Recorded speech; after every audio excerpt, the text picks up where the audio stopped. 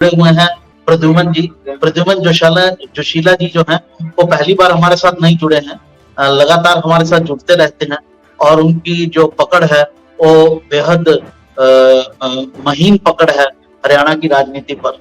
तो इनकी इनसे हम बात करेंगे कि जो लोग गए उनको कांग्रेस में ज्यादा अच्छा रहता अगर कांग्रेस में रहते तो, या बीजेपी में जहां वो गए, जो हम उन नेताओं की बात करेंगे जो बीजेपी में गए, उनके लिए वहां बेहतर रहता।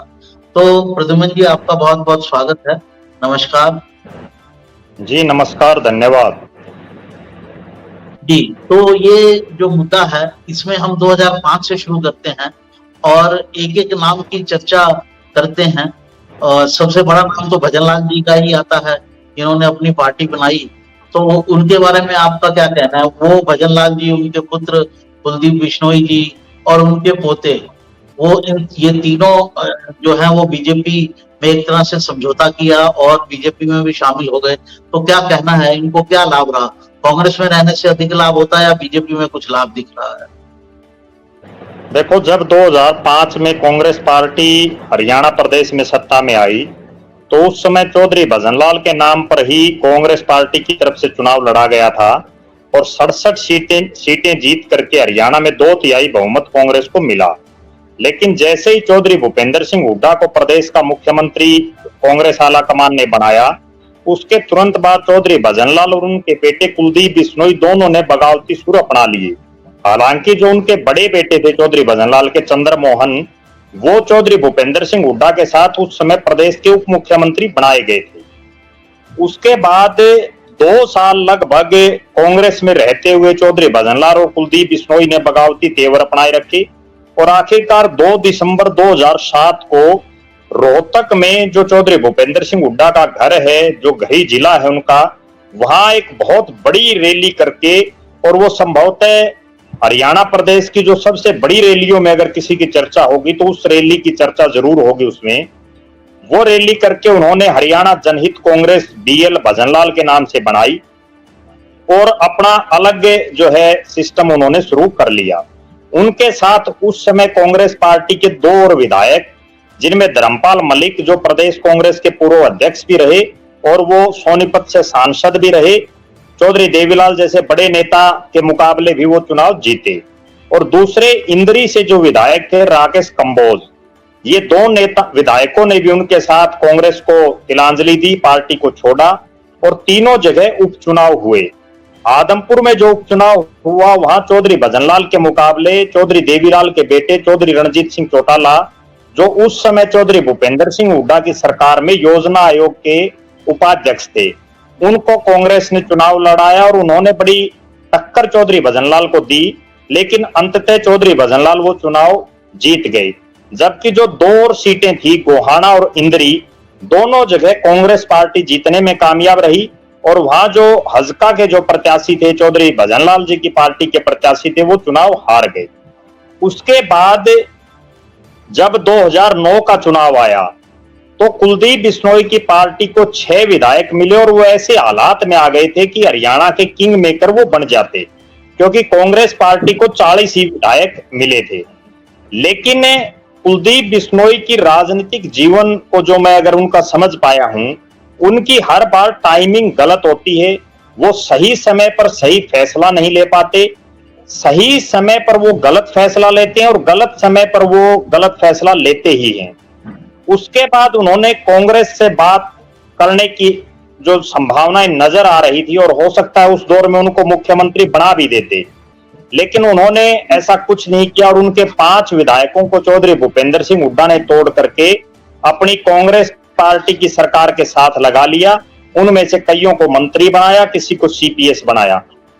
इसी दौरान जब 2005 में सरकार बनी तो चंद्रमोहन को उप मुख्यमंत्री, कुलदीप बिश्नोई चूंकि भिवानी लोकसभा से उस समय सांसद थे, अजय सिंह चौटाला और चौधरी सुरेंद्र सिंह को हरा करके वो सांसद बने थे, उनको केंद्र में मंत्री बनाने तक का ऑफर था और चौधरी भजनलाल को किसी बड़े स्टेट का राज्यपाल बनाने की तैयारियां थी। लेकिन कुलदीप बिश्नोई की जो हठ धर्मिता और उनका सही समय पर सही फैसला ना ले पाने की वजह से हजका भी धीरे धीरे गर्त में चली गई। हालांकि चौधरी भजनलाल हजका के बैनर से सांसद भी बने हिसार से। उसके बाद 2014 के चुनाव में कुलदीप बिश्नोई और उनकी धर्मपत्नी रेणुका सिर्फ 2 ही विधायक बन पाए और आखिरकार चलते चलते उन्होंने कांग्रेस में दोबारा से मर्ज किया। फिर कांग्रेस से विधायक बने आदमपुर से, फिर वो बीजेपी में चले गए। तो कहने का मेरा भावार्थ ये है कि चौधरी भजनलाल के परिवार को कांग्रेस पार्टी ने जो दिया वो कांग्रेस छोड़ने के बाद उनको हासिल नहीं हो पाया। चाहे उन्होंने बीच बीच में कभी भारतीय जनता पार्टी से समझौता किया, कभी बहुजन समाज पार्टी से, कभी विनोद शर्मा की पार्टी से, लेकिन वो तमाम उनके समझौते भी फेल साबित हुए। बीजेपी में जाने के बाद कुलदीप बिश्नोई को केवल अपना बेटा वो विधायक बना पाए, इसके अलावा उनको कोई लंबा चौड़ा फायदा नहीं हुआ। इससे ज्यादा फायदा कांग्रेस ने उनको पहुंचाया। यहां मेरा ये मानना है कि उनके जीवन की बड़ी गलती थी कांग्रेस पार्टी छोड़ना, और अगर उन्होंने छोड़ भी दी थी तो वापस कांग्रेस में जाना उससे भी बड़ी गलती थी। जी जी। तो ये तो आपने देखा भजनलाल के परिवार की कहानी हुई। अब कोई दूसरा बड़ा नाम लेते हैं, चर्चा करते हैं। बंसीलाल जी ने भी पार्टी छोड़ी, लेकिन उन्होंने अपनी अलग पार्टी बनाकर वो सत्ता में आ गए। तो उनको तो इसका लाभ रहा, जो उनको सत्ता में कांग्रेस में कभी नहीं आ सकते थे, वो एक बार अपनी पार्टी बनाकर बीजेपी के साथ मिलकर सत्ता में आ गए। इस पर आपका क्या कहना है? देखो, चौधरी भजनलाल के जो राजनीति थी वो कांग्रेस में रहे, बड़े बड़े पदों पर रहे, लेकिन उस दौरान कांग्रेस में 2 बड़े नेता जो पैरेलल, एक जाट वर्ग का प्रतिनिधित्व कर रहे थे और दूसरे गैर जाट वर्ग का, चौधरी भजनलाल और चौधरी बंसीलाल, दोनों में प्रतिस्पर्धा थी। आखिरकार चौधरी बंसीलाल को पार्टी छोड़नी पड़ी और 96 में वो मुख्यमंत्री बने। फिर वो सरकार भी उनकी गिर गई थी। 2005 के विधानसभा चुनाव से पहले चौधरी बंसीलाल ने अपनी पार्टी का विलय कांग्रेस पार्टी में कर दिया था और उसका उनको फायदा ये मिला कि उनके बेटे चौधरी सुरेंद्र सिंह को सरकार में बड़ा विभागों का मंत्री बनाया गया। सुरेंद्र सिंह के आकस्मिक निधन के बाद किरण चौधरी लगातार तोशाम से विधायक बनी। चौधरी भूपेंद्र सिंह हुड्डा के कार्यकाल में वो दोनों योजनाओं में मंत्री रही और 2014 में जब कांग्रेस पार्टी के केवल 15 विधायक जीते तो उनको विधायक दल का नेता भी बनाया गया। उनकी जो बेटी है श्रुति चौधरी, उनको प्रदेश कांग्रेस कमेटी का कार्यकारी अध्यक्ष भी बनाया गया। उनको 3 बार लोकसभा की टिकट दी और 1 बार वो जीती भी। कहीं ना कहीं चौधरी बंसीलाल जी के परिवार को कांग्रेस में घर वापसी का फायदा मिला। लेकिन अब जो बदली हुई परिस्थितियां, जैसा पिछले 2-3 दिन से हुआ कि किरण चौधरी को भरे मन से कांग्रेस पार्टी अलविदा कहनी पड़ी और अब वो बीजेपी में शामिल हो गई हैं।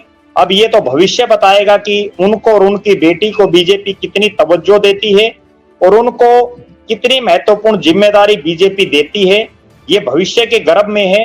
लेकिन मुझे ऐसा लग रहा है कि कांग्रेस पार्टी ने किरण चौधरी को जो कुछ दिया उसके मुकाबले बीजेपी कितना दे पाती है, इस पर अभी बड़ा संशय है, क्योंकि कांग्रेस ने खुद किरण को मंत्री बनाया और उनकी बेटी को सांसद बनाया। जी। अभी जो ये चर्चा चल रही है कि उनको राज्यसभा की सीट दी जा सकती है किरण चौधरी को, और क्योंकि चुनाव सिर पर है हरियाणा विधानसभा के, तो उनकी बेटी को चुनाव लड़वाया जा सकता है।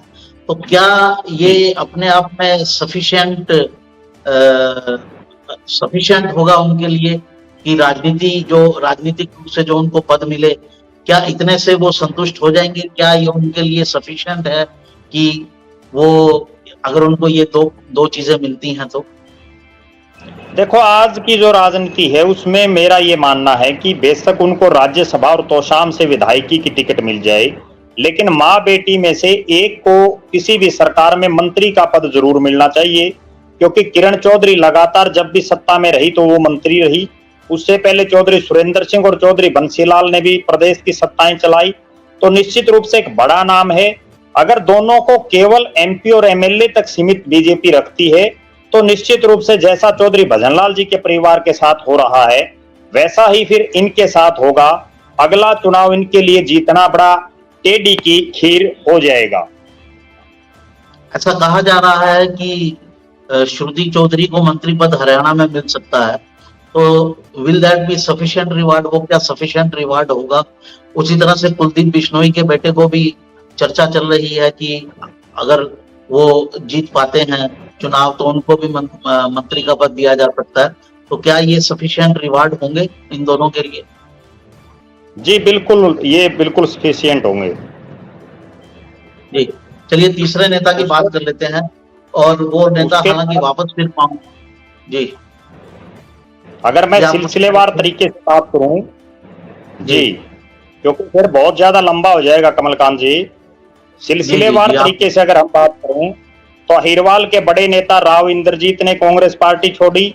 उनको कांग्रेस में डॉक्टर मनमोहन सिंह की कैबिनेट में भी राज्य मंत्री रखा गया था, और नरेंद्र मोदी की भी लगातार जो तीसरी कैबिनेट है उसमें भी उनको राज्य मंत्री, हालांकि स्वतंत्र प्रभार उनको दिया गया है।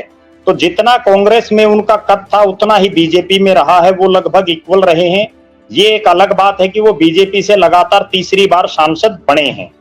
इसके बाद अगर हम बात करें चौधरी बीरेंद्र सिंह की, चौधरी बीरेंद्र सिंह ने कांग्रेस पार्टी को जिन हालातों में छोड़ा, उनका जो केंद्रीय मंत्री पद की शपथ लेने का कोर्ट शिला रह गया, उसके बाद बीजेपी ने उनको और उनके परिवार को जो दिया वो कांग्रेस कभी नहीं दे पाई। हालांकि कांग्रेस ने उनको प्रदेश का अध्यक्ष, राष्ट्रीय महासचिव और कई राज्यों का प्रभारी बनाया, हरियाणा प्रदेश में भी उनको मंत्री बनाया, लेकिन बीजेपी ने उनको केंद्र में इस्पात और ग्रामीण विकास जैसे बड़े विभागों का मंत्री बनाया, उनके बेटे को सांसद बनाया, उनके धर्मपत्नी को विधायक बनाया। तो बीजेपी में चौधरी बीरेंद्र सिंह के परिवार को बड़ा फायदा मिला। इसके बाद अगर बात करें चौधरी देवीलाल के बेटे चौधरी रणजीत सिंह चौटाला की, कांग्रेस पार्टी ने उन्हें केवल योजना आयोग के उपाध्यक्ष बनाने तक सीमित रखा, जबकि भारतीय जनता पार्टी ने उनको निर्दलीय विधायक होते हुए बिजली और जेल जैसे बड़े डिपार्टमेंटों का मंत्री बनाया, और उसके बाद 15 मिनट पहले बीजेपी ज्वाइन करवा के उनको लोकसभा का टिकट दिया। तो कहीं ना कहीं वो कांग्रेस के मुकाबले बीजेपी में बहुत ज्यादा फायदे में रहे। इसके बाद अगर हम बात करें नवीन जिंदल की, नवीन जिंदल को कांग्रेस पार्टी ने 2 बार सांसद बनाया, लेकिन तीसरी बार वो चुनाव हार गए। उसके बावजूद अब जब वो बीजेपी में आए तो बीजेपी में आते ही उनको टिकट दिया और वो चुनाव जीतने में कामयाब हो गए। इसके बाद अगर हम बात करें रमेश कौशिक की, जिसको कांग्रेस पार्टी एक एमएलए की टिकट देने के भी लाले पड़ रहे थे कांग्रेस पार्टी में, उनको बीजेपी ने 2 बार टिकट दे करके सोनीपत से सांसद बनाने का काम किया। अगर बात करें चौधरी धर्मवीर सिंह की, चौधरी धर्मवीर सिंह कांग्रेस पार्टी में रहते हुए एक विधायक और मुख्य संसदीय सचिव से ऊपर नहीं जा सके, लेकिन भारतीय जनता पार्टी ने उनको 3 बार लगातार भिवानी महेंद्रगढ़ से टिकट दे करके उनको सांसद बनाने का काम किया। जबकि कांग्रेस पार्टी में तो उनकी इस तरह की दुर्गति कर दी थी कि कभी उनको बाडड़ा तो कभी सोहना और कभी तोशाम से चुनाव लड़ाने का काम किया। इसके बाद अगर हम बात करें अरविंद शर्मा की, अरविंद शर्मा को कांग्रेस पार्टी ने सांसद जरूर बनाया, लेकिन भारतीय जनता पार्टी ने भी उन्हें चौधरी भूपेंद्र सिंह हुड्डा के बेटे के सामने टिकट देकर के प्रदेश में एक बड़ा चेहरा बनाने का काम किया। उसके बाद अगर हम बात करें चौधरी निर्मल सिंह की, जिनकी टिकट कटवा दी गई थी, और उनकी टिकट कटने के बाद उन्होंने अपनी पार्टी बनाई और उसके बाद वो आम आदमी पार्टी में चले गए। आम आदमी पार्टी ने उन्हें राष्ट्रीय स्तर पर बड़ी जिम्मेदारी दी, लेकिन उसके बावजूद वो कामयाब नहीं हो पाए और वो अंततः कांग्रेस पार्टी में ही घर वापसी कर गए। इसी तरह अगर हम बात करें विनोद शर्मा की, विनोद शर्मा एक बहुत बड़े नेता रहे और उनको चौधरी भूपेंद्र सिंह हुड्डा की सरकार में कोई बहुत बड़ी, हालांकि उनको सुपर सीएम समझा जाता था, लेकिन उसके बावजूद उनको मंत्री ना बनाना कहीं ना कहीं उनको नागवार गुजरा और आखिरकार उन्होंने पार्टी छोड़ी।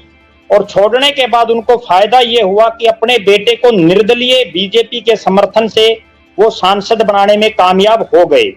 उसके बाद हम अगर बात करें अवतार सिंह भडाना की, जो फरीदाबाद के बड़े नेता हैं, गुज्जर समाज के बड़े नेता हैं, उनको कांग्रेस ने कई बार एमपी बनाया, लेकिन जब उन्होंने कांग्रेस छोड़ी उसके बाद बीजेपी के टिकट पर वो मेरठ से जो है चुनाव जीतने में कामयाब हुए यूपी से, और उसके बाद वो वापस घर वापसी उन्होंने कांग्रेस में कर ली।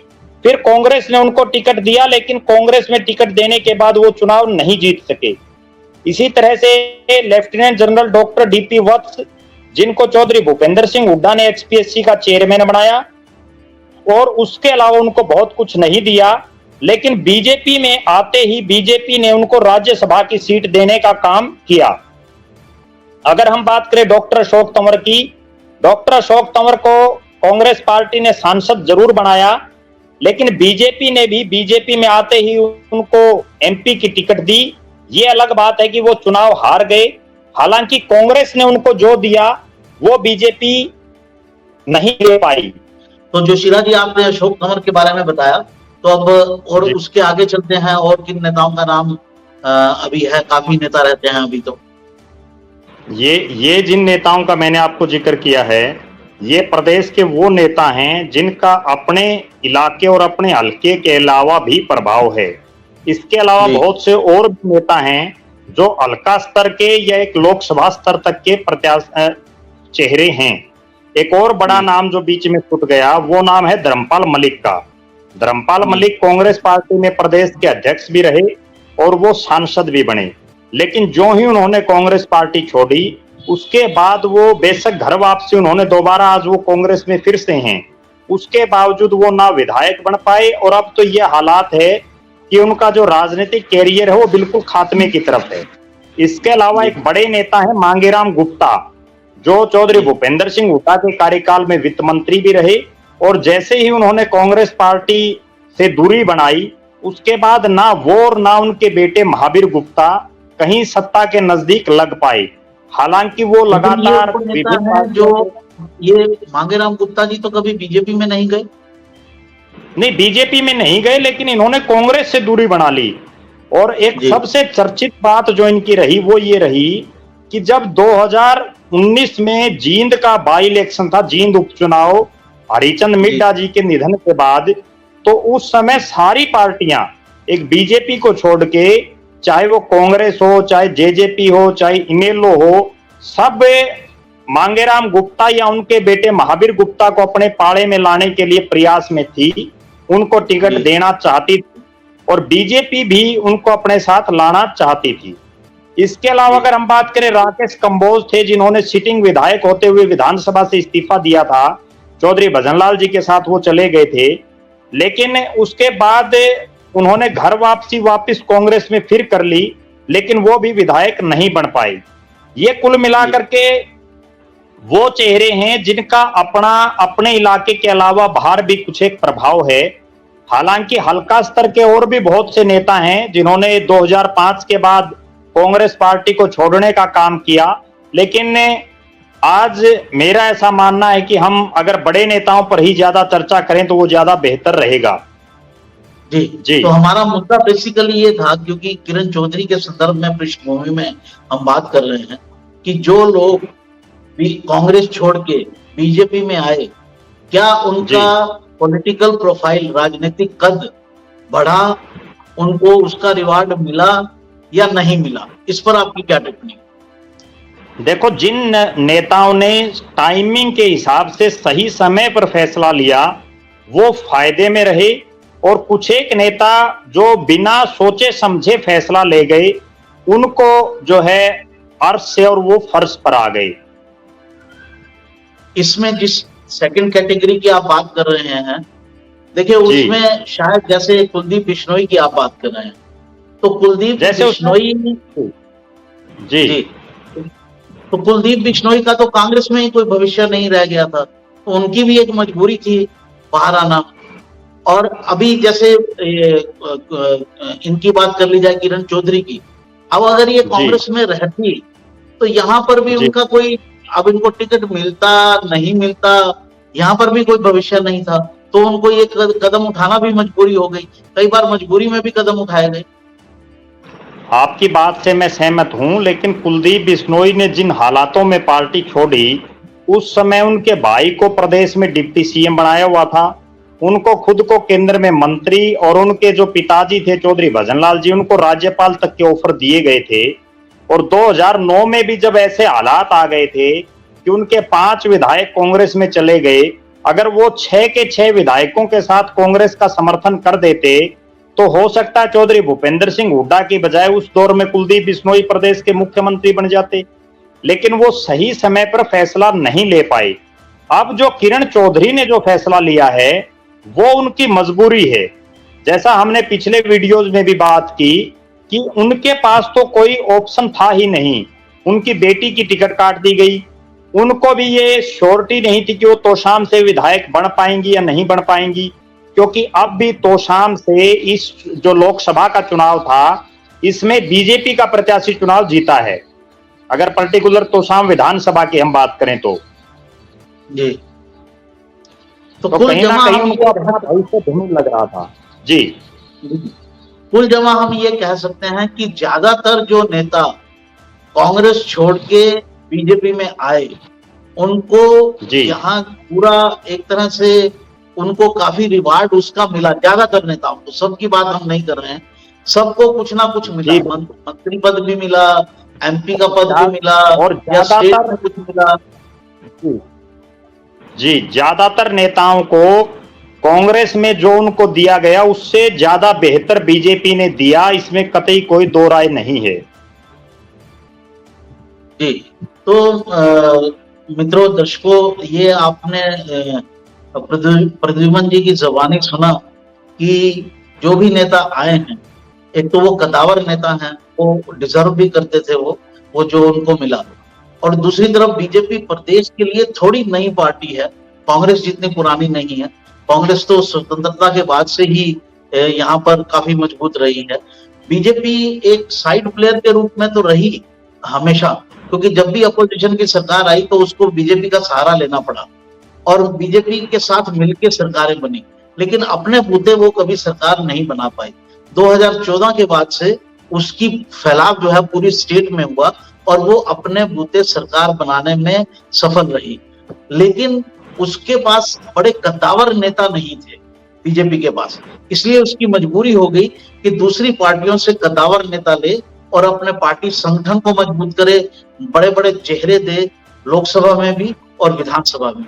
ये उसकी मजबूरी थी और इसका लाभ भी उन्होंने लिया। जो नेता आए उनको सम्मान भी दिया और उम्मीद की जाती है कि किरण चौधरी को भी आगे जो है उनको पूरा सम्मान मिलेगा, क्योंकि बीजेपी में ये आम चर्चा है कि किरण चौधरी के आने से भिवानी महेंद्रगढ़ की लगभग 10 सीटों पर उनको इसका लाभ होगा, वोट मिलेंगे, सीटें जीतने में मदद मिलेगी।